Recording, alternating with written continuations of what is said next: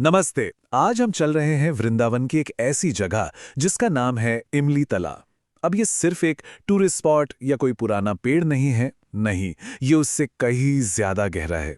चलिए आज इसके पीछे छिपे रहस्य को समझने की कोशिश करते हैं। तो ज्यादातर लोग जब इमली तला जाते हैं तो उन्हें क्या दिखता है? एक शांत सी जगह, सुंदर सा पेड़, एक अच्छा फोटो स्पॉट, है ना? जहां कभी किसी संत ने तपस्या की होगी। पर असलियत इससे बिल्कुल अलग है। जानते हैं इसे वृंदावन का सबसे खतरनाक आध्यात्मिक पॉइंट क्यों कहा जाता है? जी हां, खतरनाक। ये जो विरोधाभास है ना, यही इस जगह की कहानी को इतना दिलचस्प बनाता है। तो सवाल उठता है, क्यों? आखिर क्यों है ये जगह इतनी खतरनाक? क्या हुआ था यहां ऐसा जो इसे इतना इंटेंस बना देता है?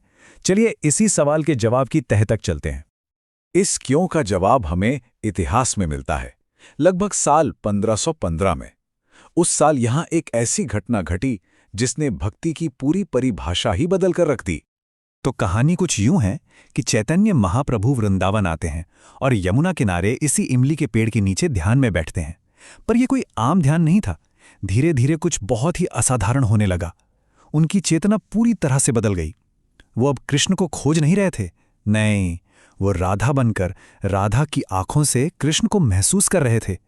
और इसी अवस्था में उन्होंने कृष्ण से अलगाव का, उस विरह का वो सबसे तीव्र अनुभव किया जिसे शास्त्रों में महाभाव का नाम दिया गया है। अब ये मत सोचिए कि ये कोई शांत पीसफुल मेडिटेशन था। बिल्कुल नहीं।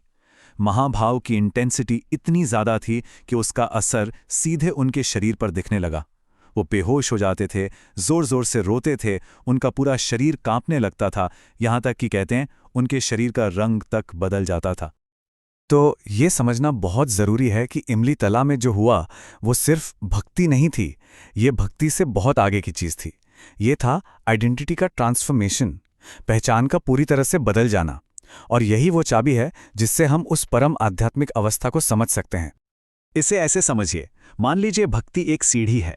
सबसे पहली सीढ़ी है श्रद्धा यानी विश्वास, फिर आती है साधना यानी प्रैक्टिस, उसके बाद आसक्ति, फिर प्रेम और फिर भाव। ये सब स्टेप्स हैं। लेकिन इमली तला में जो हुआ वो इस सीढ़ी का सबसे ऊंचा, सबसे आखिरी पायदान था, महाभाव। ये भक्ति का पीक है, इसका क्लाइमैक्स। अब जरा इस बात को ध्यान से समझिए, ये बहुत गहरा है। महाभाव वो स्टेज है जहां भक्त अब भगवान को नहीं चाहता, बल्कि भगवान खुद भक्त के उस प्रेम को महसूस करने के लिए तरसते हैं। सोचिए, पूरा का पूरा पर्सपेक्टिव ही पलट गया। भक्त और भगवान की भूमिका ही बदल गई। और यहीं से हम इमली तला के सबसे खास कॉन्सेप्ट पर आते हैं, जिसे हम कह सकते हैं विरह का विज्ञान। ये एक ऐसा आइडिया है जो पहली बार में थोड़ा अजीब लग सकता है कि जुदाई का दर्द मिलने की खुशी से ज्यादा पावरफुल कैसे हो सकता है। इसका सबसे बड़ा हिंट तो इस जगह के नाम में ही है, इमली तला। इमली स्वाद में कैसी होती है?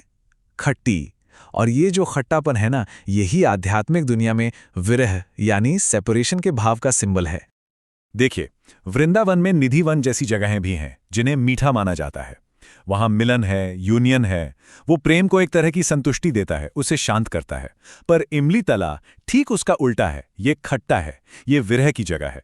और विरह प्रेम को शांत नहीं करता, बल्कि उसे और भड़काता है, उसे अनंत बना देता है। इसीलिए गौड़ीय वैष्णव ट्रेडिशन में ये एक कोर बिलीफ है, एक फॉर्मूला है, विरह मिलन से बड़ा है। क्योंकि यही जुदाई है जो प्रेम की आग को कभी बुझने नहीं देती। पर यह सब सिर्फ कोई थ्योरी या फिलॉसफी नहीं है। इसका सबसे जरूरी हिस्सा है वो साइकोलॉजिकल शिफ्ट जो यहां हुआ, जिसे कह सकते हैं आइडेंटिटी कोलैप्स, यानी पहचान का ही मिट जाना। देखिए, नॉर्मली हम कैसे सोचते हैं, मैं होता है और भगवान होते हैं, एक सब्जेक्ट, एक ऑब्जेक्ट। और मैं यानी सब्जेक्ट भगवान से प्रेम करता हूं। मैं और प्रेम अलग अलग हैं। लेकिन महाभाव में ये मैं, ये आए गायब हो जाता है। प्रेम करने वाला और प्रेम की क्रिया दोनों एक हो जाते हैं। अब ये नहीं रहा कि मैं प्रेम करता हूं, अब चेतना बन जाती है, प्रेम ही मेरी पहचान है। अच्छा, तो ये सब सुनने में बड़ा गहरा और आध्यात्मिक लगता है। पर सवाल ये है कि हमारी रोजमर्रा की जिंदगी के लिए इसका क्या मतलब है? ये सदियों पुराना सिद्धांत आज की एक बहुत बड़ी प्रॉब्लम को सॉल्व करता है। जरा सोचिए, हम किसी भी गोल को कैसे अप्रोच करते हैं। पहला तरीका है रिजल्ट के पीछे भागना। मुझे वो प्रमोशन चाहिए, मुझे वो एग्जाम क्लियर करना है। इसमें क्या होता है? प्रेशर, स्ट्रेस और आखिर में बर्नआउट। थक जाते हैं हम। पर इमली तला का सिद्धांत एक दूसरा रास्ता दिखाता है। सिर्फ मंजिल को मत देखो, उस सफर को ही अपनी पहचान बना लो। जब लक्ष्य बाहरी न रह के किसी की पहचान का हिस्सा बन जाता है तो ऊर्जा अंदर से आती है। फिर बर्नआउट नहीं होता, एक फ्लो स्टेट होता है। तो ये सारी बातें हमें आखिर में एक बहुत ही पर्सनल, एक बहुत ही गहरे सवाल पर लाकर छोड़ देती हैं, एक चुनौती खुद के लिए। और वो सवाल ये है कि अगर किसी को पता चल जाए कि मंजिल कभी नहीं मिलने वाली, तो क्या वो फिर भी उस रास्ते पर चलता रहेगा? क्या खोज मंजिल से ज्यादा जरूरी हो सकती है?